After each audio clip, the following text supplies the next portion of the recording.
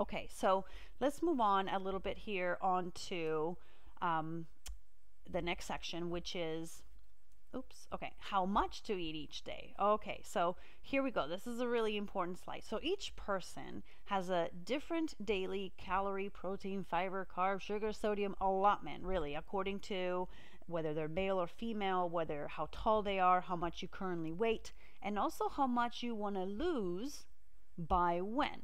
So if you're looking to lose, 20 pounds in 60 days, your daily calorie recommended is going to be a lot different than if you want to lose 20 pounds in 6 months, right? So everybody has that allotment for the day according to your rankings, I would say, or your measurements. That's a better word, your measurements. So what you need to figure out is what that is for you. Okay, and there are tools out there that'll help you do that. So the first thing you can do is you can go ahead and Google daily calories calculator and pick the calculator of your choice. I'm not attached to any particular calculator. I do have a link here to one of them that I found easy to use on the internet. Again, it doesn't belong to me or anything. It's just the calculator that I found that gave me the most accurate approximate figure. I'll give you just an estimate just so that you can kind of have something to go by.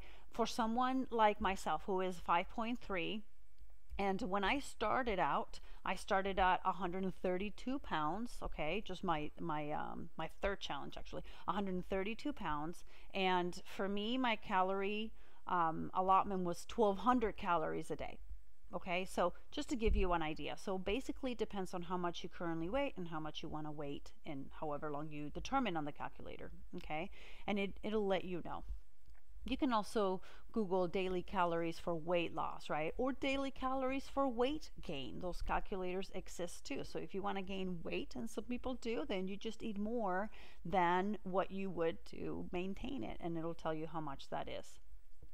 I don't have a problem gaining weight, so I'm not sure I would need a real specific plan for that. I know exactly what to do to gain weight. And then, of course, as part of your total daily calorie that you need to take, you would just make your shake, okay, part of that count. So let's say that you take your shake and that powder, okay, that you mix with whatever liquid is already 90 calories, okay. Let's say that you take that powder and you mix it with water, okay. That's not a meal replacement with water. It's more of a snack because you're only using 90 calories, but then you would add those 90 calories as part of that figure that you got. Let's say it was 1,200, so now you have 1,100 calories that you need to consume throughout the day, and you want to spread that out somewhat evenly. Okay, so if you make your shake a little bit more, like for example, let's say that you blend it with fat-free milk. Fat-free milk on average is about 100 calories for 8 ounces, so you're talking about roughly 200 calories. Then you would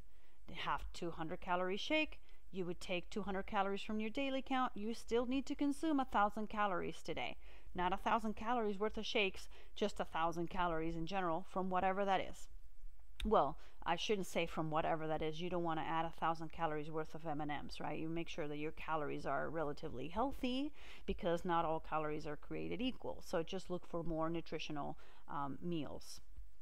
Okay, here's just an average for most people. Okay, remember yours will depend on your total calories that you need to consume throughout the day, but most meals would need to fit anywhere between 250 and 300 calories, okay, for a meal.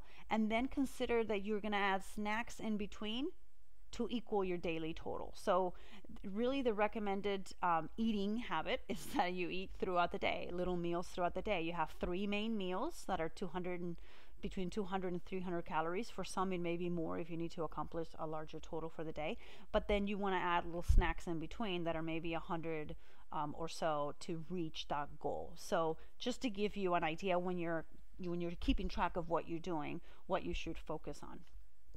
Okay, so now let's talk about like shake preparation ideas. Okay, so you want to prepare your shakes according to your food plan, and there's a lot of variety that you can have here. Okay, I recommend that you always do a breakfast shake, and I already explained earlier why, but it has to do with your metabolism. And if you're currently eating just a muffin or a donut or a bagel for breakfast, and replace that with your shake. And if you're eating nothing for breakfast, then absolutely drink a shake. Okay, so this is what I do if I have time. If I have time in the morning, and I'm going to confess that I typically don't have time to pull out a blender during the week. Okay, on the weekends, yes. On the week, forget it. But if I have time, I will blend in a banana in my shake. That'll add about 100 calories. So now we're talking the calories from the milk, the calories from the shake, and the calories from the banana. So that's roughly a 250, 300 calorie meal, depending on what liquid product I use to make my shake. If I don't have time, or if you don't have time to blend a banana because you don't have time to use the blender, then just buy one of those shaker bottles, that come with a little round whisk, whatever that's called. They're called blender bottles. You can Google it, and they sell them on Amazon. Then you just put your liquid and your shake in there and just take the banana with you and just eat it on your way to wherever you're going in the morning, because you're still putting the same amount of nutrients or calories in your body. What I use to blend my shakes is unsweetened almond milk. The reason why I do that is because to me it tastes the same as regular milk, but it has less calories, only has 40 calories for 8 ounces. It doesn't have any sugar because it's unsweetened, and milk has 12 grams of sugar, even the fat-free milk. I know it's crazy, but that I try to reduce the sugar as much as I can too. So also that milk has no dairy, it has no soy, so it's really nice and light. And I like to add a lot of fruit to my shakes. So if I add a lot of fruit, I need to count those calories and all that sugar in the fruit. So I like to kind of keep the liquid to the minimum. Sometimes, like for example, when I make my famous chocolate chip cookie shakes, and you can find that recipe in my blog, I'll send you that link later. When I use that, I actually only use 50% milk and 50% water. So I actually take away 20 calories from that milk just so that I can, give myself a little more room for the cookie. And it's not a regular cookie. You can read that on my blog. So that leads me into the next bullet here, that you can mix your shake however you want, which is much liquid as you want. You can add water if you want to. Like for example, sometimes I really, really love this shake. It's a very